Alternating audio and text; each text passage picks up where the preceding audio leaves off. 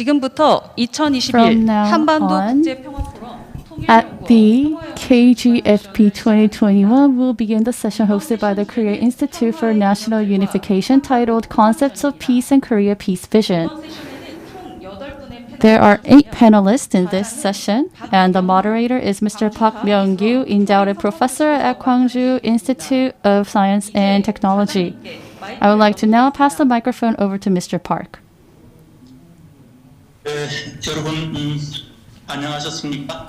Hello, everyone. As introduced, my name is Park Myung-gyu, and I'm the endowed professor at Gwangju Institute of Science and Technology. So distinguished guests and experts from home and abroad have participated in this forum, and it gives me an honor to moderate a session of this forum. As said earlier, the title of this session, or the theme of this session, is exploration of a new concept for peace. So a new vision for peace on Korea and an implementation of that peace. So we need to explore something new, something creative that would help us achieve peace on the Korean Peninsula. And I believe that's the very purpose of this session. So I would like to thank the Korean Institute for National Unification for hosting this wonderful session, and I would like to also thank the presenters and discussants for taking part in this session. We do have a limited amount of time, so I would like to just briefly introduce our participants and just to give you a basic overall introduction of this session. So you already know the 3 presenters, I believe. First is Mr. Chung Hyuk, Deputy Director of Truth and Reconciliation Commission of the Republic of Korea. So he studied peace in the UK, and he has been an active NGO activist in the field of peace and unification movement. And we also have Ms. Ho Ji-young, who is a visiting research fellow at Seoul Institute. So she studied at the Dublin Trinity University at Ireland, and she also was awarded her PhD in the Department of Political Science at Freie Universität Berlin. The third presenter is Ms. Chu Yoon-jung, research fellow at ISDPR at Seoul National University. She is very interested in sociology of human rights and human-animal relations, and she has made a lot of research efforts to that end. With these 3 presentations, we will also have a discussion among our discussants, 4 discussants as a matter of fact. One discussant is someone whom we know very well already, Professor Emeritus of Keio University, Soeya Yoshihide. Thank you for taking part in this forum from Japan. He is a Professor Emeritus of Keio University, and he also received his PhD in world politics from the University of Michigan. And he also was the member of the Central Council on Defense Facilities, and he is a person of great influence in Japan in his key area. So thank you so much once again for taking part in this forum. The second discussant is a professor at the University of Otago, New Zealand, Mr. Lee Sung-yong. He is also taking part in this session from New Zealand. So, Zoom meetings are very convenient, and it allows us to give us this feeling as if we are having a face-to-face meeting, although we're in different parts of the world. So he has conducted a lot of researches on peace, especially in New Zealand. And he is a professor of the National Center for Peace and Conflict Studies. And we also have Dr. Kang Hyung-min, who is a senior researcher at Kangwon Institute for Unification Study at Kangwon National University. And he received the MA in Ireland and PhD in New Zealand. So it seems that peace studies are being actively carried out in places like Ireland and New Zealand instead of like the United States, for example. And in that sense, I think it is desirable for Korea to also become a home to active research in peace. Anyway, the last discussant is Seo Bo-hyuk, Research Fellow at Korea Institute for National Unification. I believe he played a pivotal role in gathering all the discussants here today. And he is one of the discussants, and he will give feedback and comments about the 3 presentations that will be made. So let me just tell you a brief overview of today's session. So we have 90 minutes given to us. And there are multiple panels taking part in this session. Therefore, we have to abide by the given time strictly. So how can we best divide the time amongst ourselves? I believe we can give 15 minutes to each presenters, but I think we should perhaps break this 15 minutes down into 12 minutes of presentations and 3 minutes of giving your feedback on the comments made by discussants. So you can use that 3 minutes to complement what has been said during your presentation. So once again, your presentation will be made for about 12 minutes, and you can use the remaining 3 minutes to give further feedback. And as for the discussants, I will give you 5 to 7 minutes.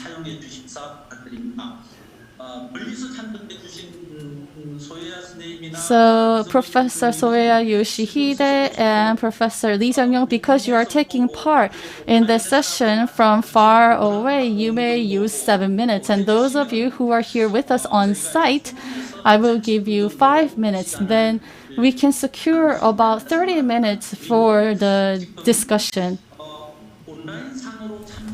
And we do have viewers who are watching online at home and abroad. And we are taking questions from the online platform. If so, viewers, if you can send in your questions via online, we will collect the questions and address them. So we will be able to also make time to address those questions along with the comments of the discussants. And finally, once again, I emphasize each presenters will be given 3 minutes to give their concluding or final remarks. Then I think we can safely make it. We will be able to spend just 90 minutes for this entire session. So I know you have spared your time out of your busy schedule, and we feel apologetic for the limited amount of time, but if you could cooperate, we would appreciate it very much, and the session would be able to be concluded safely. Then without further ado, we will go into the first presentation. So that will be given by Mr. Jung-hyuk, Deputy Director of Truth and Reconciliation Commission of the Republic of Korea. His presentation will be on positive peace and the Korean Peninsula. First of all, thank you for the invitation to this important event. As introduced, I am Jung-hyuk from the Truth and Reconciliation Commission. Before I started my doctoral degree, I was a civic activist and I worked in a peace-related organization. And at the time, I found it quite difficult to explain what peace is to ordinary citizens. Everybody knows that peace is an important value, but nobody really has a good idea and understanding of how it relates to our daily lives, and it seemed like peace seemed like a concept that could not be applied to our daily lives. And so for a long time, peace was regarded as a utopian ideal. And positive peace, the concept of positive peace by Johann Galtung actually made peace and transformed it into a very realistic, applicable, realizable goal. And so today I want to talk about how this concept came about, its significance, and its implications for the Korean Peninsula. I think in order to understand how this concept came about, we have to actually go back in time to the point where peace research or studies on peace occurred.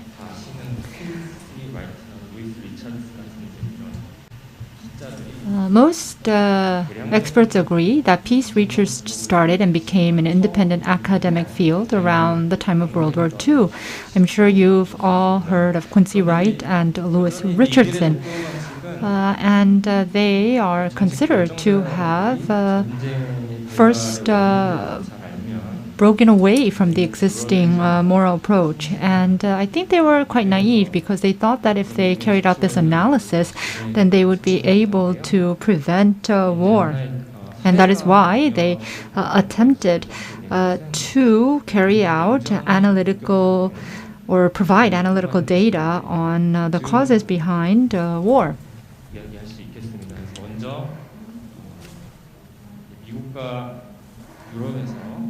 And in the 1950s, peace research institutes started to be established in the US and Europe. And in the late 1960s, on the back of global anti-war movements following the Vietnam War, critical peace studies emerged around the world, led by Scandinavian countries. And this movement challenged existing peace research that centered around security paradigms and deterrence and prevention of interstate war. And then in the 1970s, the study or the research field is impacted by some radical thinkers. The Oslo Frankfurt School widened the scope of peace research to include third world issues and also the concept of structural violence. And we come to a point where the study on peace becomes a bit more general.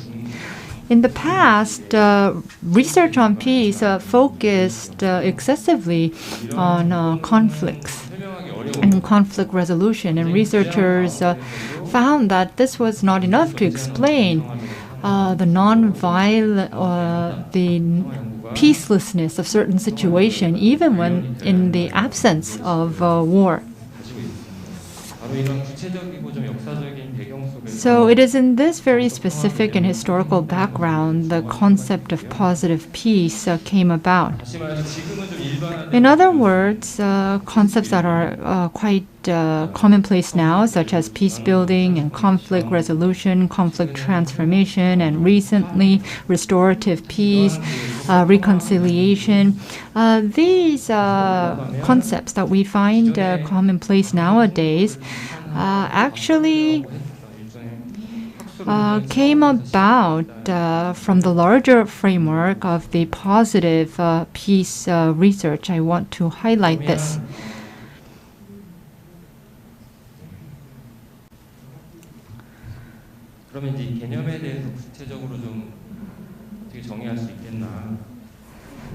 Now I would like to talk about the definition of peace. I think most of you who join us today here probably know this, but allow me to quickly go over the basic definitions of the concepts. Negative peace refers to a state of absence of war and armed conflict. Positive peace refers to a state of absence of violence, a state of social justice realized.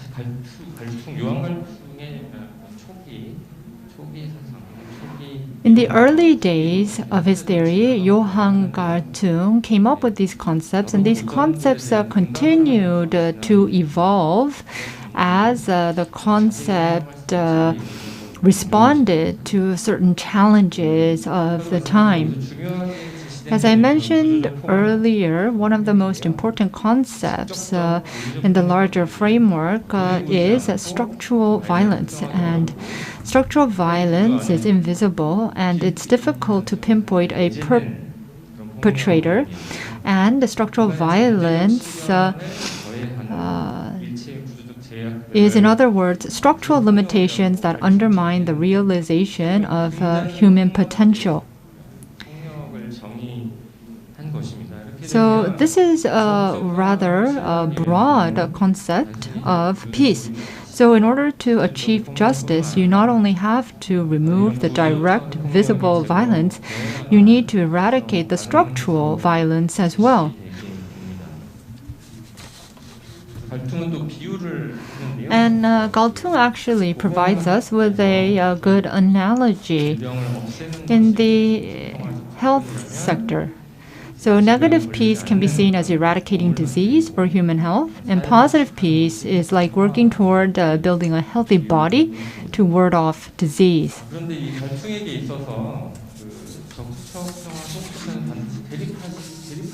But for Galtung, he mentioned that the negative peace and positive peace were not always in direct confrontation.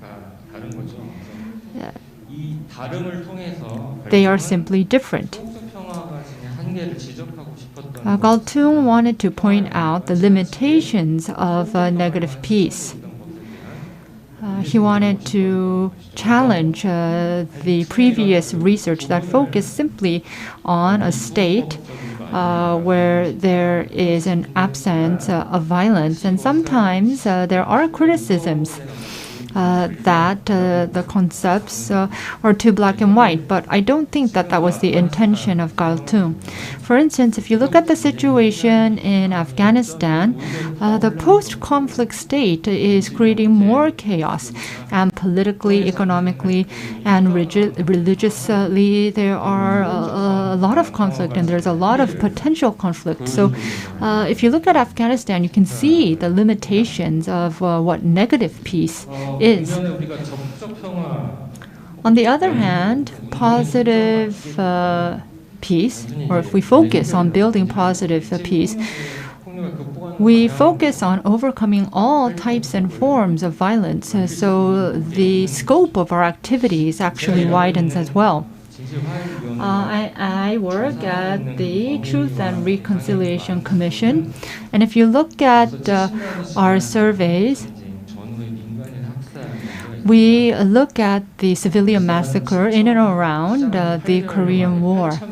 And we started the survey 8 months ago, and more than 8,000 people have applied to have their case reviewed.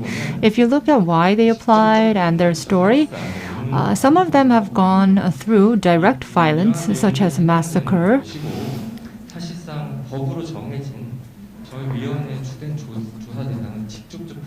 And of course, our commission is mandated to review and survey direct violence.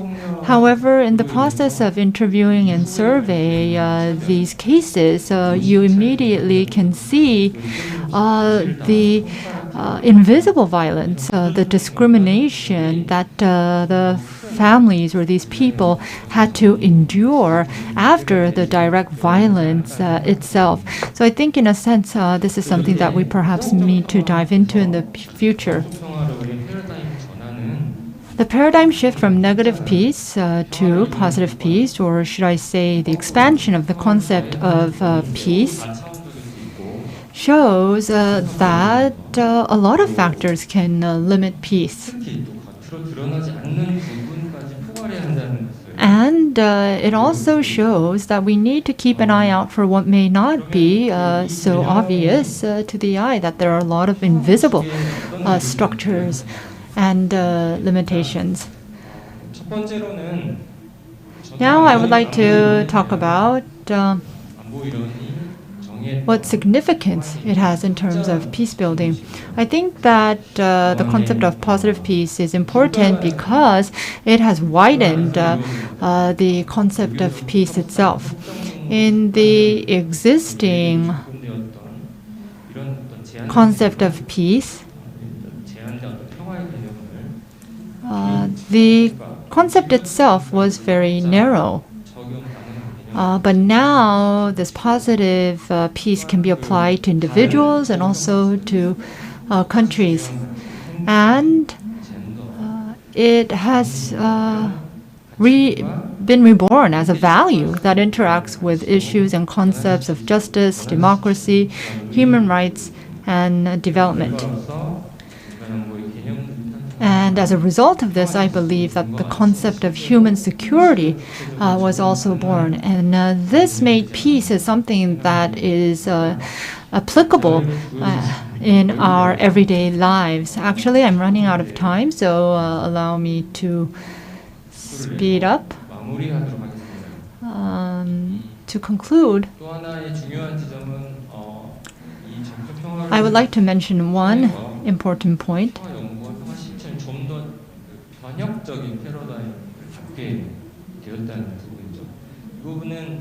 I think that peace was able to become a buildable concept, and it became a paradigm that can actually change society.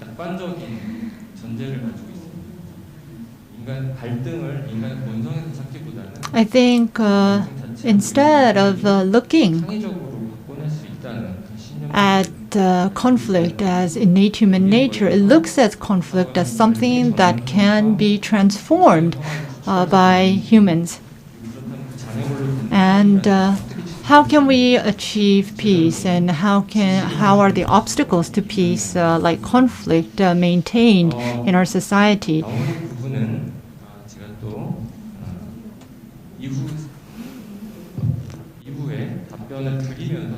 I think I have to wrap up, so I will try to explain some other concepts that I could not during the discussion portion. Thank you very much. Thank you for keeping within the time limit. He talked about how Baltung's concept has expanded the paradigm of peace and how it is being applied to our world today. I look forward to more comments in the discussion session. I would like to invite the second presenter. The second speaker is visiting research fellow Dr. He Ji-young, and her presentation is titled Stable Peace and the Korean Peninsula. Hello. The title of my presentation, as introduced, is Stable Peace and the Korean Peninsula. And I'm a visiting research fellow at Seoul Institute. And this concept of stable peace has a long history. It was first introduced by Kenneth Boulding. So let me just talk about how this concept came about and what implication this has in the Korean Peninsula. So the stable peace is defined as a condition where probability of war is so small that it does not really enter into the calculation of the people involved. And unstable peace as a situation in which peace is the norm and war is regarded as a breakdown of peace, which will be restored when the war is over. So Kupchan later in 2010 talks about this at a regional level, and he proposes a concept of zones of stable peace. And this is a group of neighboring countries who do not think about the possibility of war. And it says that also non-democratic countries can contribute to international stability. And at the end of 1990s towards 2000s, the international landscape has changed. And from a US-led landscape, there were discussions on whether we will be able to produce a more multilateral regime, and therefore Kupchan's concept was born. And of course, there was a breakdown of relationship of the United States and Europe, and which could have led to some breakdown of the cooperation between those two countries. There were concerns over that, and that actually led to Kupchan's concept. And even people like George or Deutsch conducted research on security community.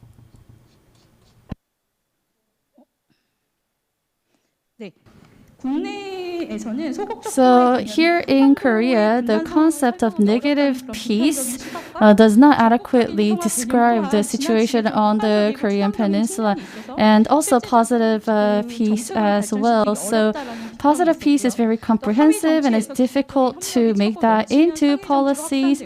And of course,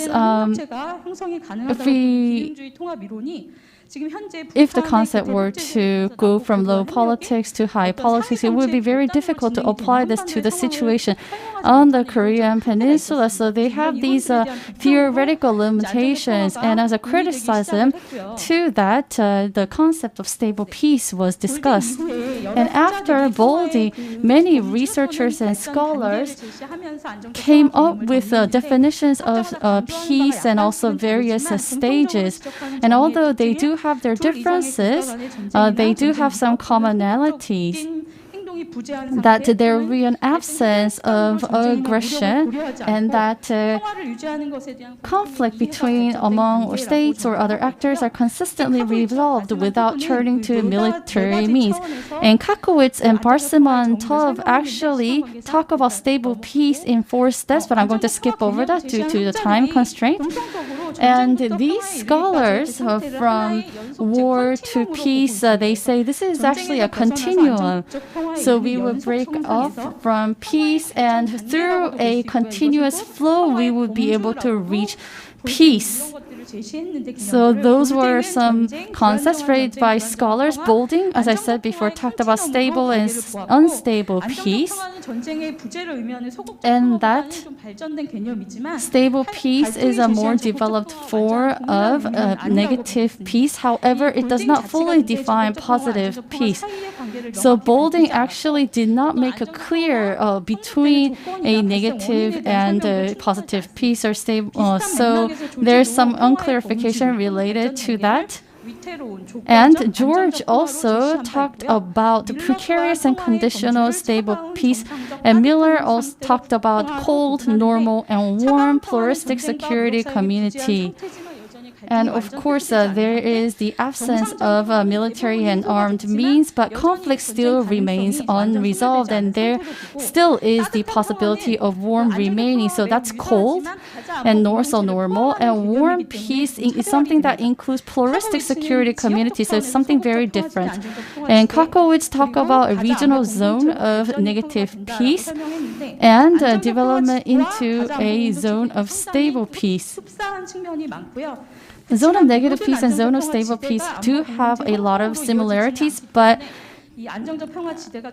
zone of negative peace does not necessarily lead to pluralistic security community. So zone of stable peace has a broader concept. So Kupchan and Kakowitz and Barsimon-Tov talked about unstable peace, conditional peace, cold peace, and so on.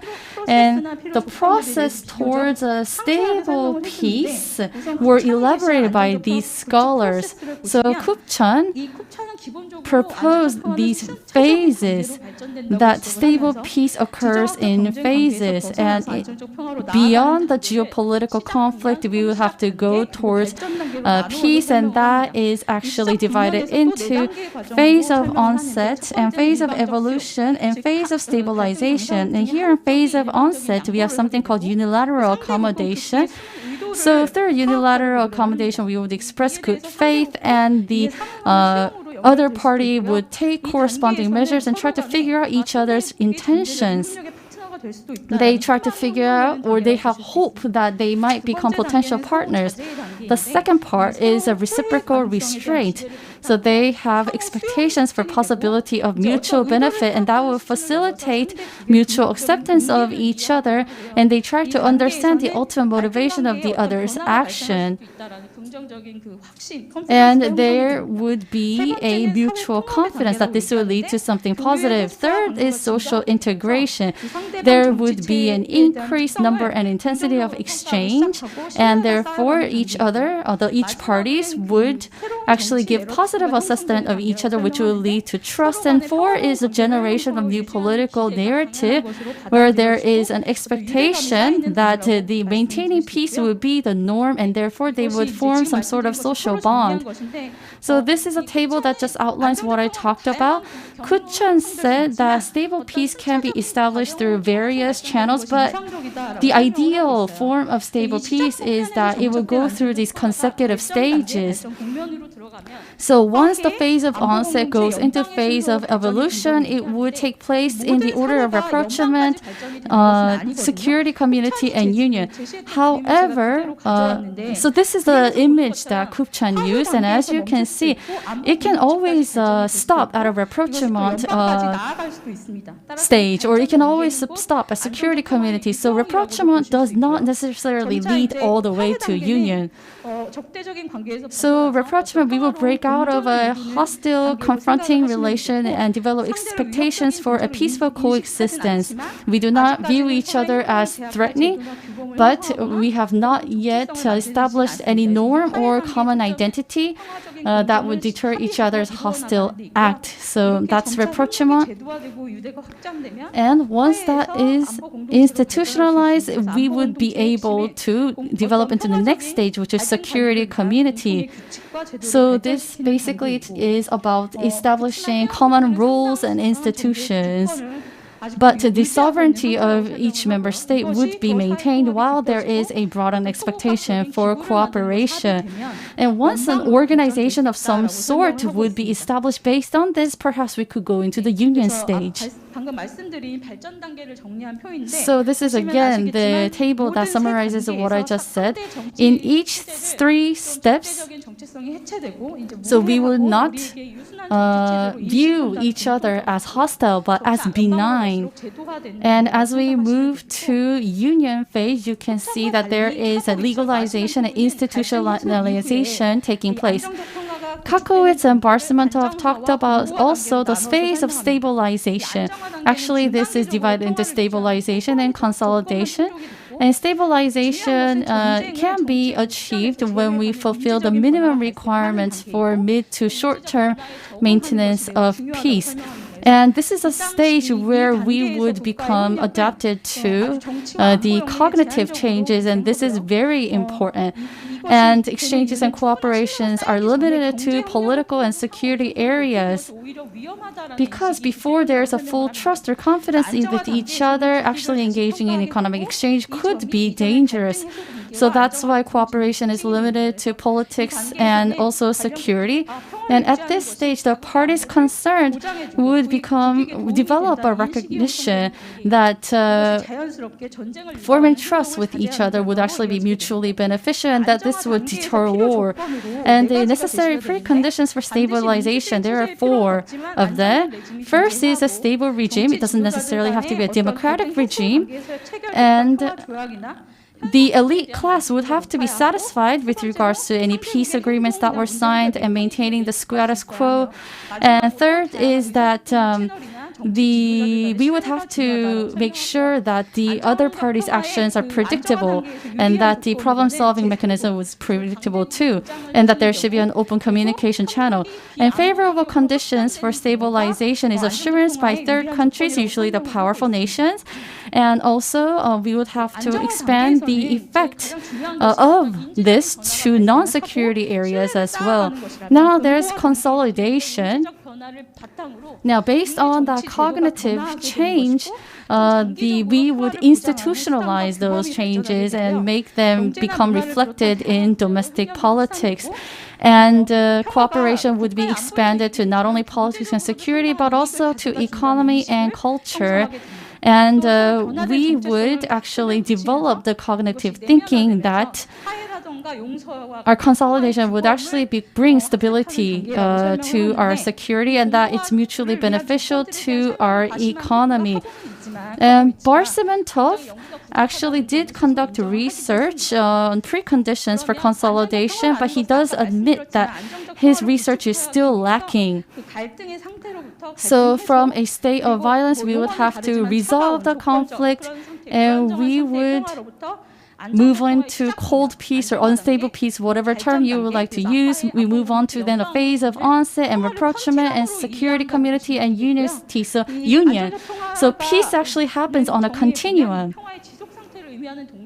So peace actually refers to a peaceful state of a country, but it also reflects a cognitive reality that each nation would reject war as a political option. So from an unstable peace, would actually there are criticism that whether we can really move from unstable to stable peace given the differences in a lot of countries that are involved. And Kupchan actually forces unilateral concession when it comes to security and military means and so on. And many critics criticize his theory that this is not realistic. Would countries really be able to give up the thing that is linked to their own survival? So I don't have a lot of time. So now let me just go into how this can be applied to the Korean Peninsula.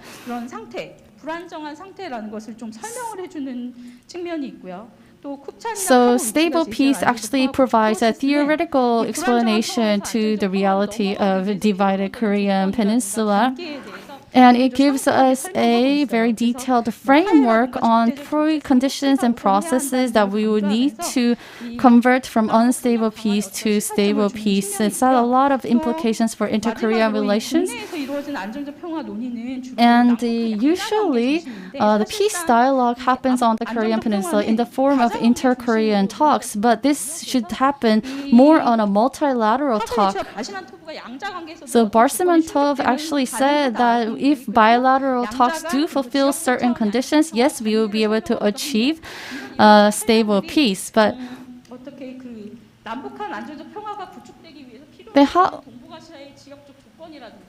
then when applying these theories to the Korean Peninsula, we will have to provide, we would be able to provide how the improved relations of the two Koreas can bring benefits to Northeast Asia and vice versa. So I think I have to conclude here, but let me just conclude with this slide. So if stable peace actually becomes a policy objective, we'll be able to develop from, again, rapprochement to security community and to union. And with this continuum in mind, perhaps we will be able to also garner the support of the youth in achieving this stable peace. Thank you very much, Professor. So thank you so much for keeping the time. I know that you are very busy and speaking fast in order to finish your presentation on time, but hopefully you will have more time to speak during the rest of the time. Let me invite the last presenter of this session, who is Chu Yun-jung. Hello, as introduced, I'm Chu Yun-jung, and I'm a social scientist. And as a social scientist, I usually talk about rules and values. And it may be very difficult for us to conduct research because of that. Recently, however, through climate change and also the COVID pandemic, we realize how fundamental values are indeed very important. I believe we are living in a transitional age. When we are going through a transition, a lot of people think about how we are going to create a common future, and fundamental values are important, rules are important, the discourse language is important in discussing this topic. And so in my presentation, I will first talk about why peace ecology is important and what kind of issues it deals with, and then I will talk about the concept of peace ecology, and then move on to peace ecology and the Korean Peninsula. If you look at the Korean Peninsula, peace ecology emerged because of the demilitarized zone. And there was research in Korea led by our moderator regarding ecologically friendly peace. Historically, the concept arose out of interest in ecological destruction in conflict and war zones and large-scale destruction of nature, such as ecocide.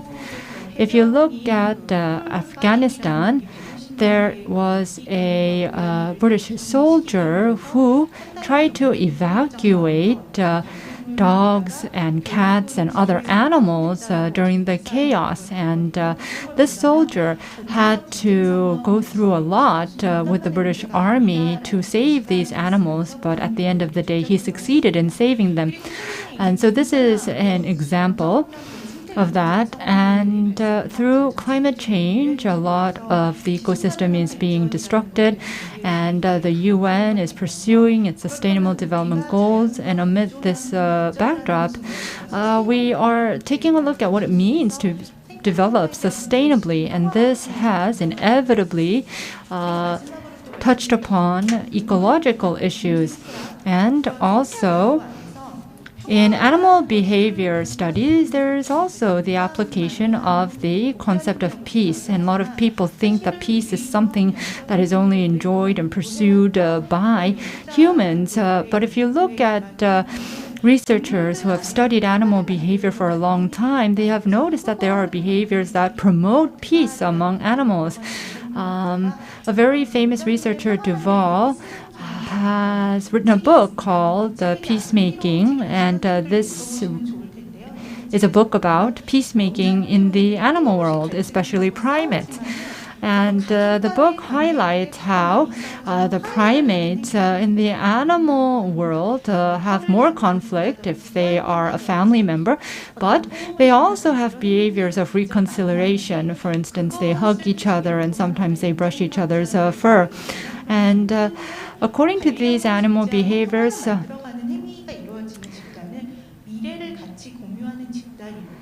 the animals who engage in this type of reconciliatory behavior are usually animals who live in groups, in other words, who must live together in the future. And so in this sense, we build peace because we face a common future as one community.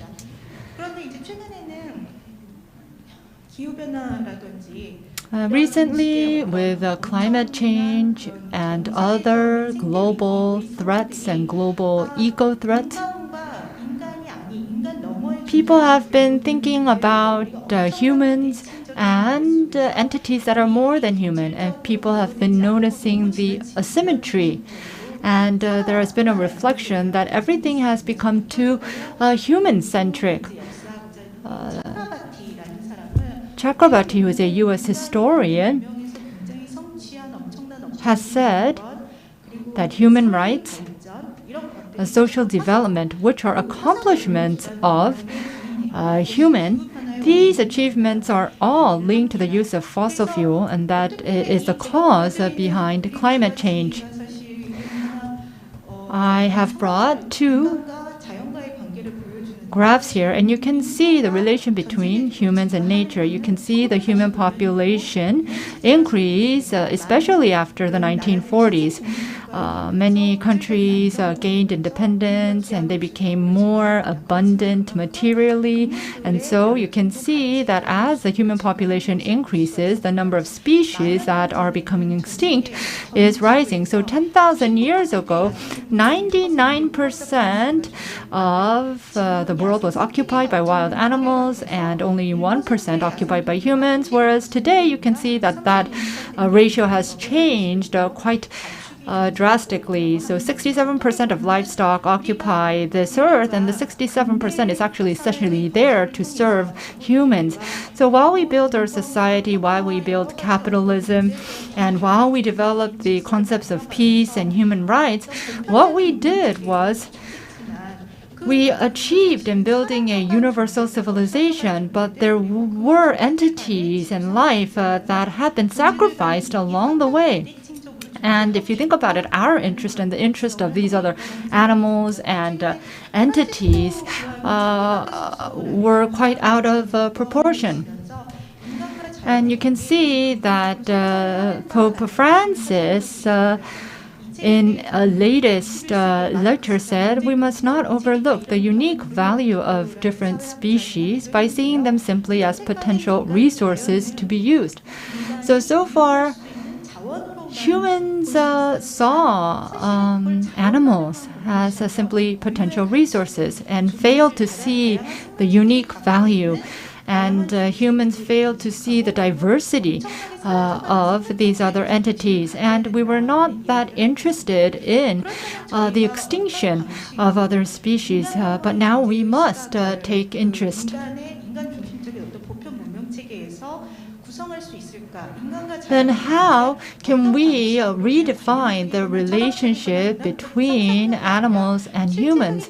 And how can we define the rules and values that govern this new relationship? And how can we build these rules and values so that they are pragmatic and they reflect the real world? And first, we need to build these rules and values based on biosecurity. This relates to warfare ecology, and it relates to One Health. And One Health refers to a phenomenon lately that the health of animals and humans are essentially linked. I'm sure all of you know that COVID was also a zoonosis. Last year, when I said zoonosis, nobody really knew the meaning of that terminology, but now everybody knows. People have realized the distance between bats and humans are not that far apart. Health itself is not limited to the realm of humans. In fact, humans coexist with many different animals and species, so we actually share the concept of health with other animals. And so we have seen the emergence of One Health and planetary health as well. And even in the disease control system of Korea, we have seen that concept emerge. And we also need to think about ecological justice. As I mentioned earlier, human and nature have had a very imbalanced relationship. How are we going to restore the balance? We can think about environmental justice and climate justice, and we also need to think about the justice between multi-species. And ecocide actually was born out of the concept of multi-species justice. Ecocide comes from the word genocide. So when the ecology is destructed on a mass scale, we need to think about ways to restore and compensate for that ecocide and destruction. And so there's a lot of discussion and dialogue about the rights of natures. And we have to think more actively about how we are going to build a common future together with nature. And so this relates to the concept of peace ecology. And what kind of implications does this have for the Korean Peninsula? So the Korean Peninsula has various pending issues that we can work on together. Especially in Korea, the DMZ and the bordering areas would be a good start for this ecological preservation and restoration. And as far as eco-peace is concerned, although the two Koreas divided by the military demarcation line, we face the same biosecurity. For example, malaria that is carried by mosquitoes in the border area. And it does appear that Korea is a malaria-free country, but we do have malaria carried by mosquitoes coming from North Korea. And also the African swine flu is another issue. So we do share some biosecurity issues with North Korea. And so we have to be mindful of that. And then, in that case,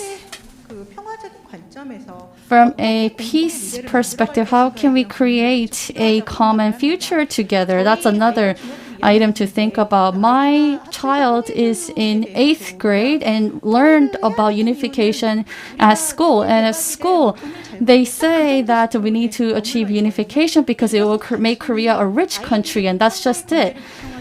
But, we actually have to think about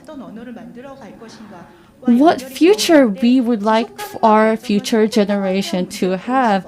And without thinking about sustainable development and ecological preservation and restoration, unification, the movement for unification would just be empty. So we do have many issues that center around the border area. And there are a lot of international organizations that cooperate with North Korea in terms of these wild animals and peace. So a person in Sweden, together with me, is carrying out some relative or related projects. And I believe that these projects can change our viewpoint of achieving unification and peace on the Korean Peninsula. The bio or ecology actually has a broad spectrum and have many items for us to make use of for a peaceful peninsula. Thank you very much. Thank you. 아마 들으신 분들 많이 있겠지만 So, the three presenters talked about a positive peace, stable peace, and ecological peace.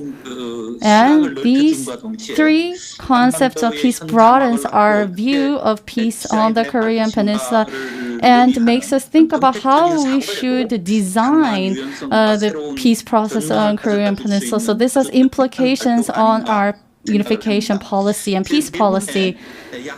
So now, let's hear some comments from our discussants. First of all, as introduced earlier, Professor Soye Yoshihide from Keio University, if you would, please.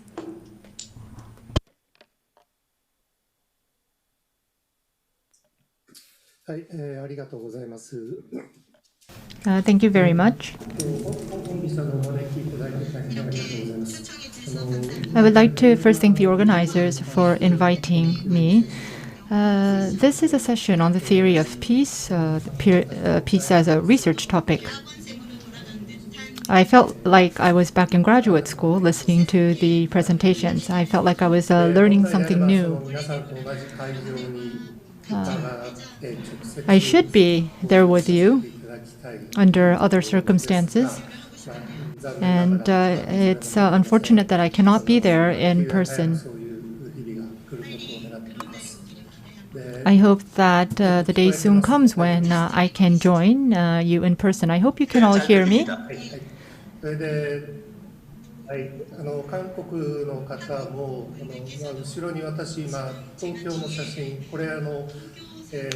You can see in the background, I have a photo of Tokyo. When you go from Haneda to Kimpo, this is where you pass. And this is a picture I took. On the front, you can see Odaiba.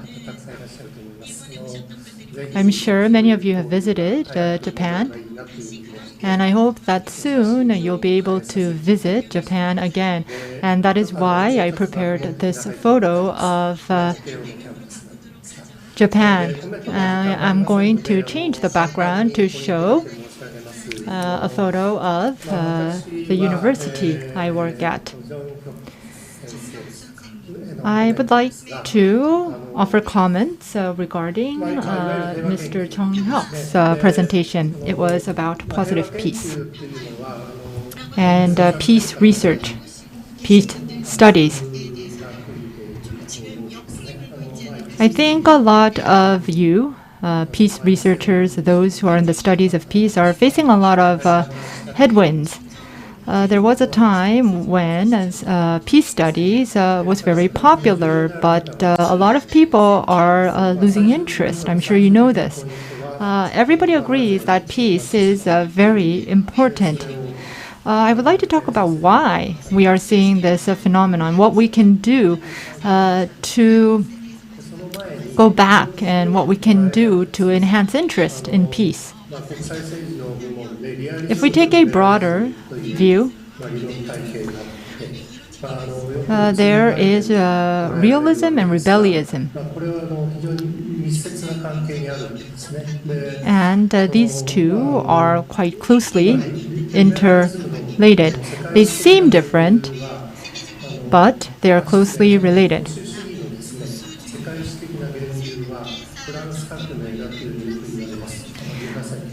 Conservatism, they say, was born out of the 18th century French Revolution. Because the revolution was so dramatic,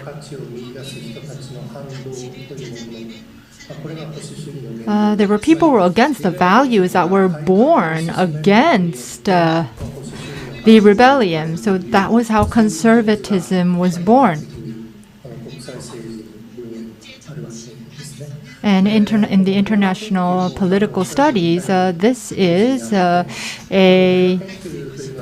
common knowledge. I think the same goes for the studies of peace. Peace is a value-oriented study. And by definition, this is what it is. And it is a key feature of studies on peace. And so there is a very unique challenge that the peace research has.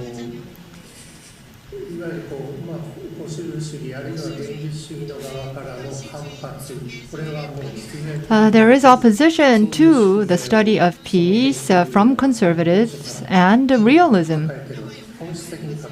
Study on peace innately faces this challenge. Realists and conservatives oppose or do not agree with the value of the studies of peace, and how much ground can peace studies stand in face of the criticism by realism and conservatism. There is a fundamental tension, and in order to overcome this challenge, we need to build more theory. In a way, this is the fate, academic fate, of the study of peace. The presenters here today share that challenge as researchers of peace. The presentation by Mr. Chung Hyuk was on Positive Peace by Johan Galtung.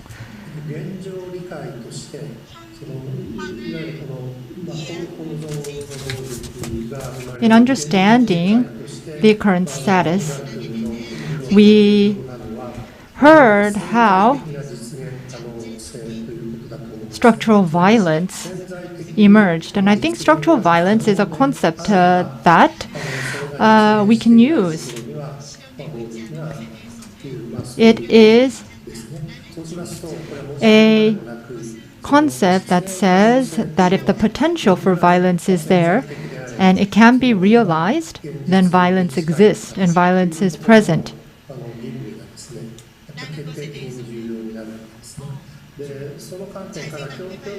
How much this can be found and reflected in reality is something that we must reconsider. The presenter did not have enough time to go over his presentation. And this is a question for the speaker. What are some of the potential scenarios that are being prevented from being realized because of structural violence on the Korean Peninsula? So what potential is being undermined? The second question is, in order to implement and realize something, you need a tool or a method. And so what kind of tools or methods are there in place for us to realize positive peace? Galtung says the biggest stumbling block is structural violence. But structure in realism as well is existent because humans are there. Structures are put in place as a result of human existence. And so structure is born out of humans, and then the structure itself poses violence on humans again.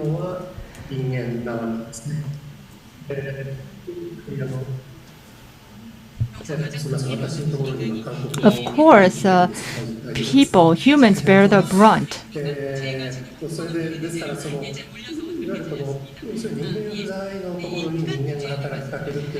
Platoon talks about the absence of human, and humans also impact the absence of humans. So in international politics, this is a fundamental contradiction. It is a fundamental distortion.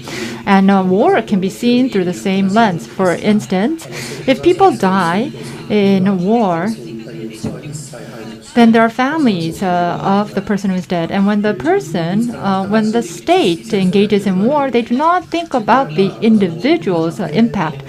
But the people who start the war are also humans. And so this is the dilemma, and this is a broader theme that we need to dive into.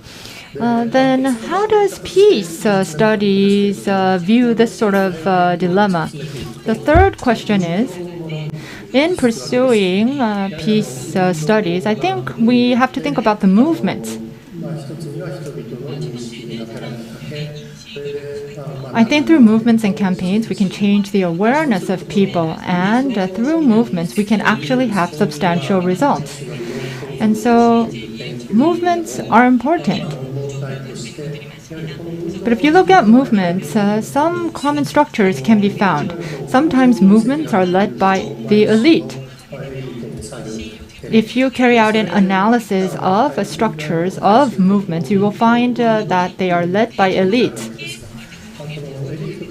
And sometimes movements are encouraged and promoted by the public. So this pertains to social studies as well. So when a movement is put forward, there is an area in which the elite lead. And usually campaigns or movements that strive to achieve something that is unrealistic, and especially when the public is engaged, the movement and campaigns tend to become very extreme. And so I'm not searching for answers regarding this last comment. It is just a comment to point out that sometimes if we lose sight of this, whatever we do, we lose the ground for doing such movements. And I think that this is something that should be remembered in Korean Peninsula issues. Thank you, Professor Surya. I think he threw 3 questions to all presenters today. As a matter of fact, talking about the possibility of establishing peace given the present reality. And he also gave questions about the logic of conflict. And so perhaps the presenters can address his questions later on. And now, I'd like to hear from Associate Professor Lee Sung-young, please. Hello. My name is Lee Sung-young from University of Otago in New Zealand. Can you hear me very well? Okay, thank you for confirming that. So I'd like to address the stable piece made by Ms. Ho Ji-young. So, there are a lot of reconstruction and peace building processes that occur in war, places that actually experience war. So there are multiple forms of peace in research, and you introduced all the framework, and which was very interesting. So people who actually work on site, and we talk to them, if the researchers actually talk about them, with them. And with regards to positive peace, as Mr. Jung-hyuk said, the concept itself is wonderful, but when we try to apply that to reality, there are a lot of limitations. So when we talk about these limitations, we talk about 2 things. First is that the maximalist approach of positive peace. So if we have too much expectations, excessive expectations, and if we, based on that, look at the reconstruction processes that occur around the world, they all seem like failures. And therefore, we would have to precisely diagnose the state of peace and reconstruction, but it's actually difficult in reality. And And a lot of people who are working on site actually view this as just a vision or a guidance. And because this is a maximalist definition in terms of positive peace, so theorists or practitioners, depending on the ideology that they have, they place different emphasis regarding the concept of positive peace. So although we are speaking the same term, positive peace, but the picture of peace that we have on each other's mind is very different. So therefore, it's very difficult for us to reach a consensus and to establish peace. And in that regard, what Professor Hall introduced to us is very interesting and helpful, because she talked about the expectations and also realistic aspects as well. And she actually tried to balance out expectations and a realistic situation. So for researchers who really try to find ways for to have many parties coexist with each other, this kind of framework could be very helpful. And you talked about stable peace. So you gave us this one indicator or one index of stability when talking about the concept of stable peace. And I believe this could also be an important framework for people in our field to make use of. So thank you so much for your introduction of the concept of stable peace. And I have some questions, but let me just ask two questions and ask you the remaining questions if I have time. First is a conceptual question, as a matter of fact. So at the end of your presentation, Ms. Hall, you talked about Kakowitz, Barsimantov, and Kupchan, and the concept of peace that they introduced. And the key frame in those concepts the key word is continuum. So from an unstable stage, we will move on to a stable stage. So you talked about the continuum, but what I'm curious about is that, so at that low level of stable peace, when we move towards a high level of stable peace, what actually happens in between Kupchan and Kakowitz, Barsimantov? What did they talk about, the process that is in between? Can you elaborate? Because if you think about it, during the Cold War era, and when we talk about the Cold War era, the level of peace may be low, but peace can still be there. So Kupchan speaks about that low level of peace as unstable peace. So from a viewpoint of stability, is he talking about a low state of stability when he talked about unstable peace? Because it looks as if it's talking about only stability, but within that concept of stability, I believe the scholars have embedded some normative values in that concept, and that's why I want you to elaborate for me the question that I just asked. And my second question is more of a practical question, and how we can apply this on the Korean Peninsula. I believe this part about applying this concept to Korean Peninsula was very interesting, because the concept of peace and stability is about the peaceful coexistence of multiple parties that are concerned. And if we actually apply that to a unification dialogue to two Koreas, it's not really about integrated unification, but it's about North and South Korea's coexisting as neighbors with stability. Then what kind of implication does this really have on the peace and unification dialogue on the Korean Peninsula? I mean, you already touched upon it slightly, but I want you to elaborate. That's the end of my question. Thank you. Thank you very much, Professor Lee. Next, I'd like to invite Dr. Kang Hyung-min as the third discussant. Thank you very much. I was not quite interested in peace ecology, but lately I've been working a lot with Professor Ju, and I've developed an interest for peace ecology. I have been reading up on peace ecology for the past few months, and now I think I have a grasp on peace ecology, and so I'm very grateful and thankful that I have this opportunity to offer my comments on your presentation. Peace ecology relates to rules. And it's a very important point in which we can review and reconsider universality and uniqueness. And this pertains not only to the Korean Peninsula and the people of Korea, but also the global community. What can we do to achieve peace ecology, and how can we achieve peace ecology and maintain it? I have several questions, but before I pose those questions, I would like to offer some comments, especially on what I was grateful for. She rushed through her presentation, and I would like to point out two things from her presentation. I have been studying peace for a long time, and the concept of peace has been developed.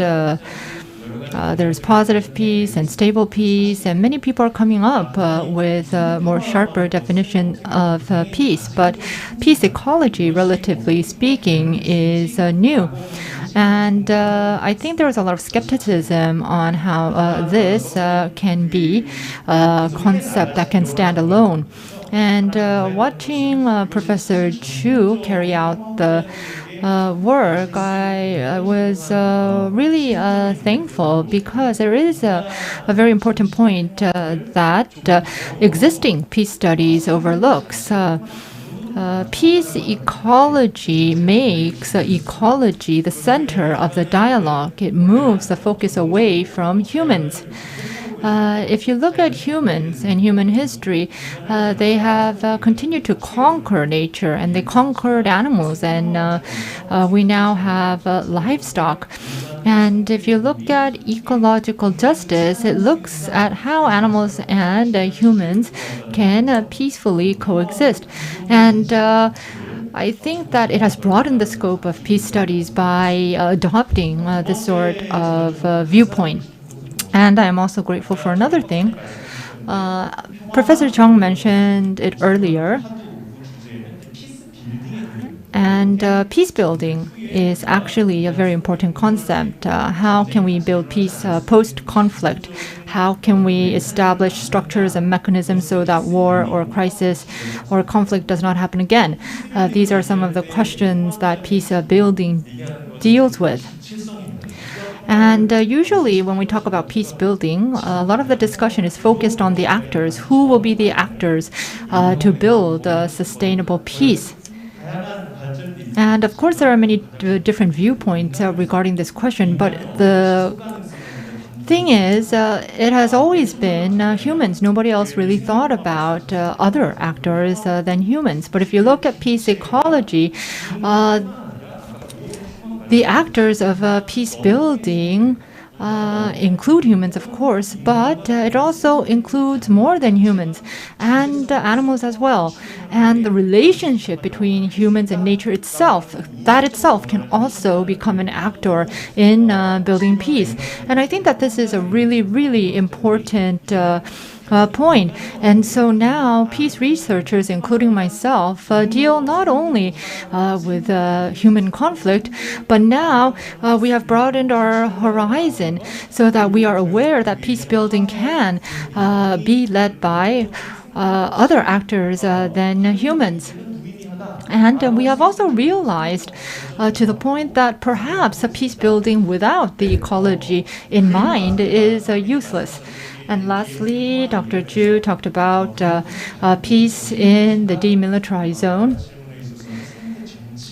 And she mentioned ecology politics. And she was talking about how politics is now embracing the concept of ecology, how it is doing away with hostility toward nature and embracing ecology. And she talked about how this is a needed concept. And I actually enjoyed her presentation, and I concur with her on many different points, but I do have some questions. There are some points in the slide that she had to just pass by. In her slides, she mentioned ecocide.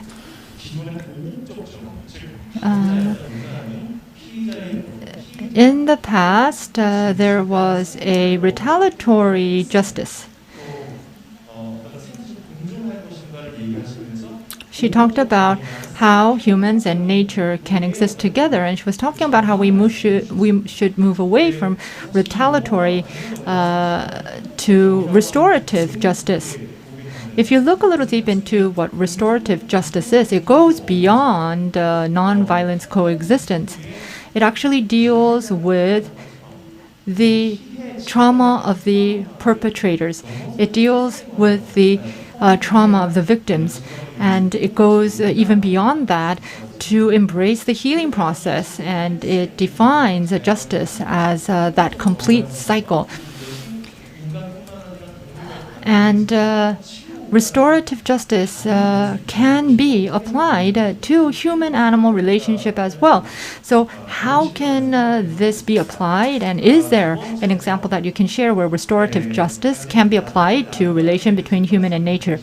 And I would now like to pose a question regarding inter-Korean relations.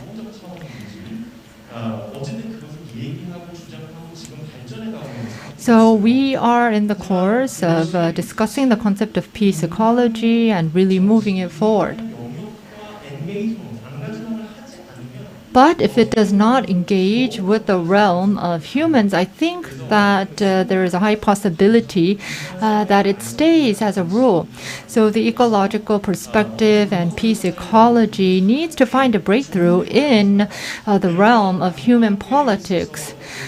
For instance, in inter-Korean relations, in the demilitarized zones, the storks are a big project. But if the two Koreas have a lot of mistrust and hostility,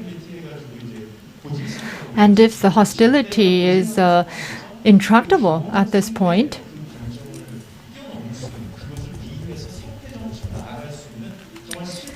is there a way, a substantive way to go beyond the politics to realize peace ecology? How can peace ecology go beyond simply being a norm and a rule when there is no trust in politics?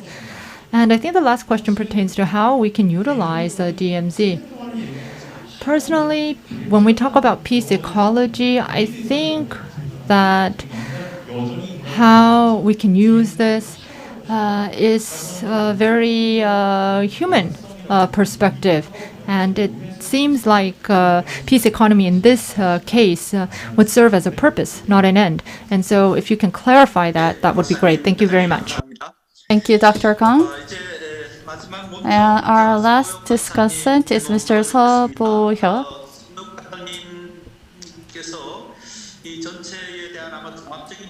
So perhaps he could give us some comprehensive feedback on everything that has been discussed.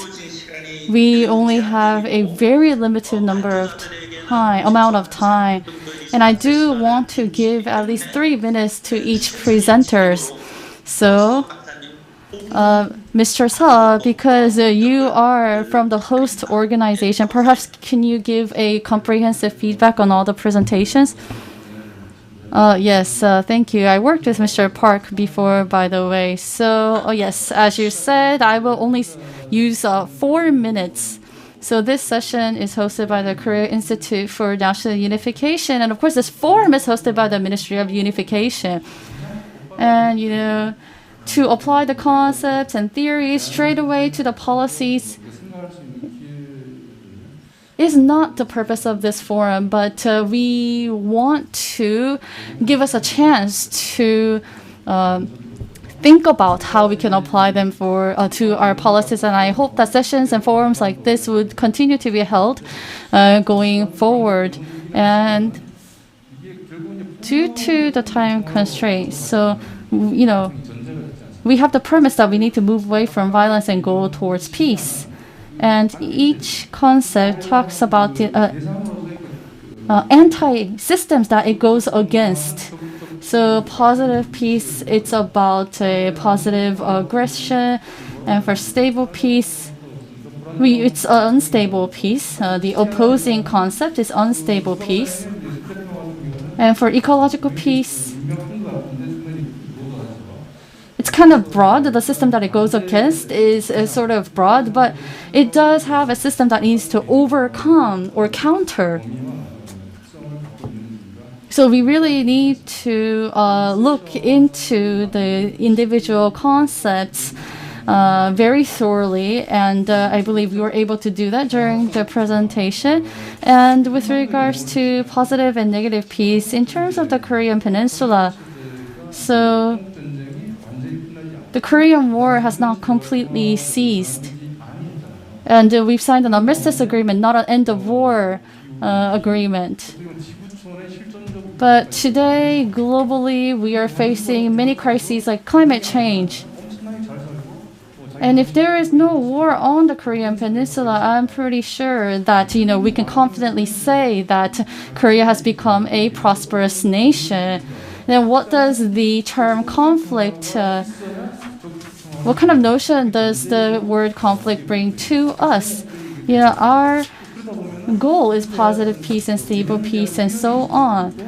And perhaps we could line them up according to our priority or preference or according to their hierarchy. But anyway, the negative and positive peace, are they really being seriously considered on the Korean Peninsula for us to even put priorities on there? Because negative peace is not even established on the Korean Peninsula yet. So how can we apply positive peace when we talk about issues on the Korean Peninsula? So of course, within positive peace, we do have various key areas of concern that we need to deal with. So perhaps you could touch upon that and give us some research cases. And with regards to stable peace explained by Ms. Ho, I enjoyed that presentation. And I heard about Kupchan's theory about viewing peace on a continuum. And maybe instead of negative and positive peace, a stable peace could become more appealing to the Korean Peninsula. But at its initial stage, so you said that they may not necessarily lead to the other stage, but you talked about unilateral concession and social integration, but I don't think the term social integration is appropriate because, if we talk about social integration at the initial stage, it will be like, oh, already? But they're just talking. So I'm not sure if that term is very appropriate. But anyway, given the Korean Peninsula situation, can unilateral concession be the right option for the two Koreas when establishing stable peace?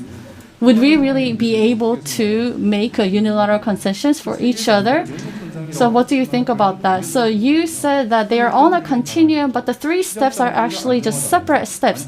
So there is the phase of onset, phase of evolution, a phase of consolidation. And so you also emphasize cognitive aspects and also identity. Then how does that play, or what kind of implication does that have for the Korean Peninsula? And also, for Ms. Ju, yes, we need to go beyond human. We need to consider more than humans. But what kind of perception should human beings have when broadening their consensus on ecological peace and also practical aspects as well? And the Moon Jae-in administration said that it will make DMZ into an international peace zone, and that was also similar things were mentioned in the Park and Row administrations. So what's your assessment on that? Thank you very much. Thank you. The 3 presenters will probably need more time than was allotted for their presentation to respond to the comments and questions. I don't know if they feel lucky or unlucky that they each will only have 3 minutes. I don't think you can respond and answer to all the questions and comments. But I believe that the comments delivered here today and the questions will contribute to the presenters expanding the scope of their research. So I would like to give 3 minutes to each of the presenters to offer some concluding remarks. So Professor Chang-hyuk, Dr. Chang-hyuk, thank you for your comment. First, Dr. Seo Bo-hyuk asked about the relation between negative peace and positive peace. In fact, Kal-joon did not clearly delineate between the two. I think that he received a lot of questions about that, and you can say that in some ways he was not consistent about his view regarding the relation between negative and positive peace. In my opinion, I think the relation between negative and positive peace is something that we need to establish ourselves. And I think that in itself is a good research topic. And Professor Soeya also asked a question, and I would like to respond to his question. He asked about a case in which the potential was limited due to the structural violence on the Korean Peninsula. I can give you many examples, but I would like to cite the example of the human rights situation in North Korea. So the two Koreas remained divided, and they each developed for 70 years. And the result of the 70 years is completely different, and we can't say that the result of which we can be seen on the peninsula is the sole fault of the North Korean regime. If you look at international community, the community focuses on direct violences. Nobody is really approaching this issue looking at the fundamental cause behind the human rights violations. The focus is excessively on the perpetrator. You talked about how if you look at structural violence, you need to take a look at why it is being sustained, and it needs to be looked in relation with cultural violence. Why is it maintained? Why is it continued? And how does it impact the everyday lives? We need to understand the mechanism. Bowling described this as a metaphor. So the structural violence, of course, I believe focuses on structure, and it has many implications for the Korean Peninsula. Thank you, Dr. Hall. Yes, thank you so much for the multiple questions given to me. So let me just put them all together and give you my answer. So stable peace has different steps, and many scholars explain those steps. But I believe cognitive change is a key to the first step, because war is not an option. Force is not a beneficial for us. This kind of cognitive change needs to be a precondition. So it's a bit different from the concept of stability, because stability is about a balance of power, maintaining the balance of power. But what is emphasized in stable peace is not the balance of power, but a confidence that the other party will not harm me and that I will not harm the other party. So there is that mutual conviction between the two parties. So I do agree with what Mr. Seo said. Will unilateral concession be possible between the two Koreas, because North Korea has nuclear development programs, and given that, what can we unilaterally concede to North Korea? But the stage of onset, is important in that we would have to make the other party aware that we don't have any intention to harm them, and the other as well. That's key to the first step. And once that goes into the stabilization and consolidation stage, we would actually make, for example, the concept of non-aggression as we would institutionalize that or legalize that. And we talked about unification talks and stable peace related to unification talks. Yes, there are a lot of people here in Korea do not agree to unification, but they don't necessarily coexist with each other because the concept of stable peace is also used to justify or explain the establishment of multilateral organizations, for example. But with this, without a security community, we cannot move into the union phase. So I'm just saying that, or the theory is saying that let's remove hostility from each other and institutionalize that so that we will ultimately be able to form a union with each other. So stable peace, positive peace related questions.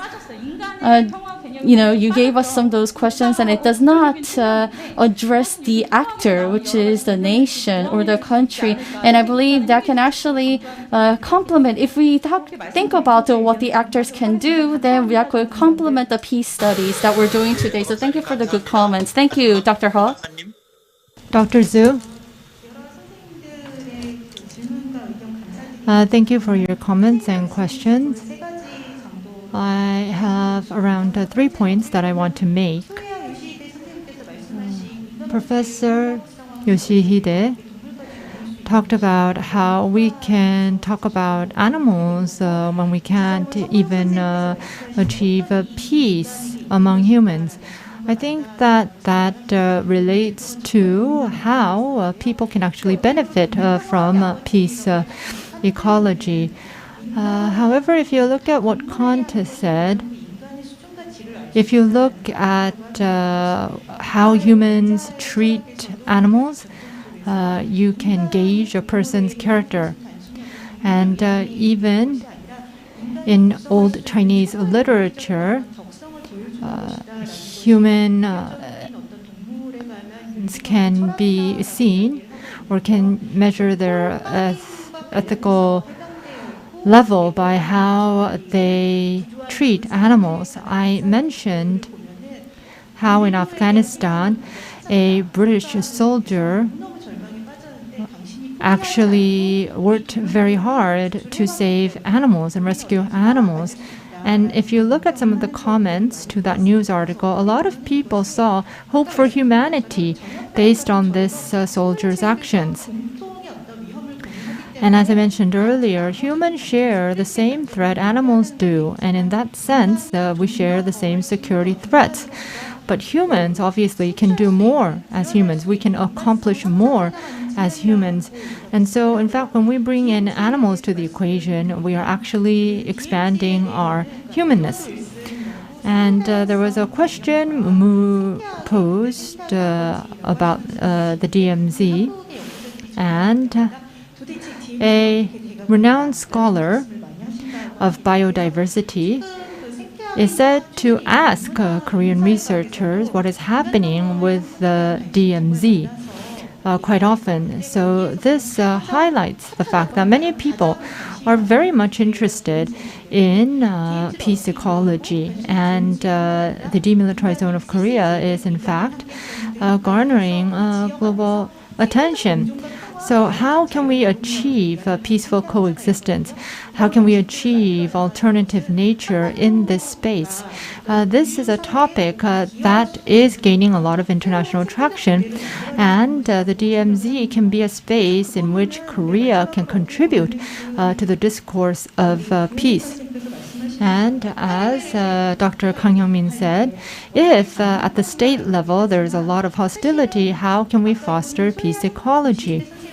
As Professor Yoshihide mentioned, we need to engage in diverse grassroots organizations. I believe that these grassroots organizations become linked and become a bigger movement. If you look at some of the birds in Northeast Asia, many regional communities and civic organizations are active in their own regions, and then they link globally to carry out broader efforts. And I think this goes the same for peace. You will have efforts of the civic society at different levels of society for the peace movement, and then this can all come together to form a larger global movement. Thank you. So, as you know, I'm the moderator of this session. And as a moderator, I had a fun time listening to the wonderful presentations and comments. And looking at a lot of things that are going on across the world, it could make us feel frustrated and even dejected. But through this discussion, we can think about a new future. In the past, these issues were mostly focused on conflicts and wars, but we have to break away from that and wear a new lens to find a new vision.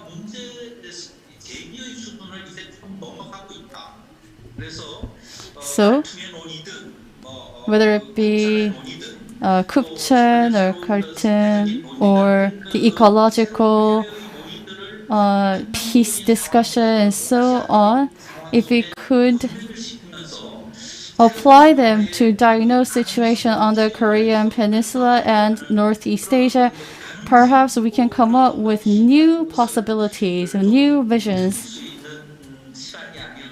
And I really believe that this session served its purpose. But as Professor Yoshihide said, and as other discussants have said, there is the problem of methodology. And so we need to make sure not to miss that, because if we miss that, this kind of discussions will not become realized and they will just remain as discussions.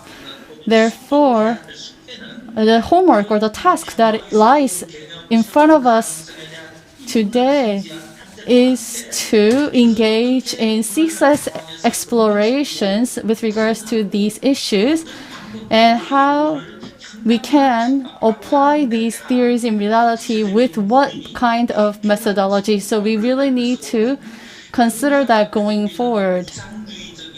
So these idealistic thoughts of researchers then can become realistic, as Professor Soyoya Yoshihide said. So we need to keep on the work of connecting ideals together with reality. So this was a very constructive session, and I hope that going forward, when we think about changes on the Korean Peninsula and Northeast Asia, we will continue to think about the issues that were discussed during the short amount of time that was given to us. And I'm sure that the researchers who are here today can conduct further researches to address the questions and comments that were thrown to you. I hope you will continue your research efforts going forward.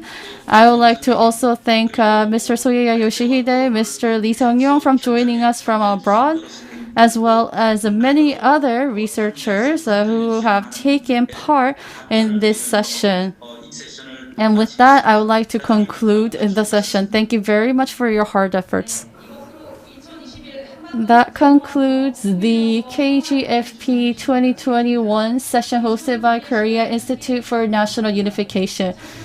Thank you for your valuable inputs. I would like to thank the moderator, the presenter, the discussant, and the viewers. Thank you.